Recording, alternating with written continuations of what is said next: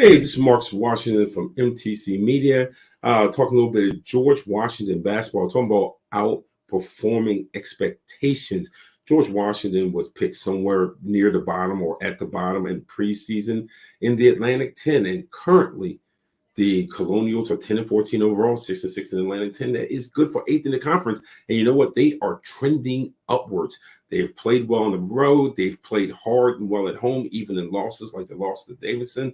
Minute 10 left against Davidson, the top team in the conference. That game was tied. So last time out, GW visited Duquesne, and they just beat the brakes off of the Dukes, 73-52. Joe Bamisell, one of my favorite players in Atlantic 10, hands down, had 21 points.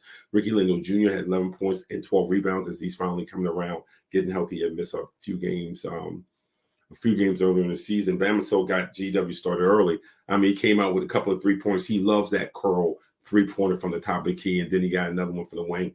Then on a 3-on-1 fast break, got that little nice oop. It was part of a 19-4 run that gave GW a 26-10 lead. The Colonials would lead by 14 at halftime. They got off to a great start in the second half. Didn't let the first half make them too happy in the locker room.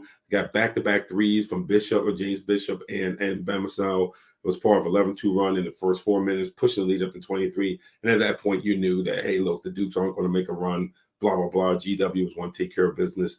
I mean, they held Duquesne to 27.6% shooting from the floor, including the Dukes being 1 for 21 from the three-point line. And in this day and age, you just never see that.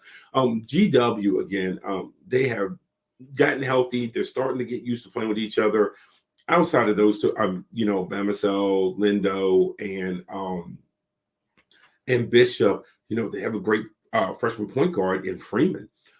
They're coming together at the right time. Not saying they're going to go out in DC and win the 8-10 tournament or anything like that. What I'm saying is that Jamion Christian has his team going in the right direction. And the more that they play with each other, the more dangerous they become. Now, look, this weekend, they play Rhode Island. That's who's up next. They went to Rhode Island, beat them in Rhode Island earlier in the season. They are looking to stay in that middle range. The thing about the Atlantic 10 is how the tournament is structured.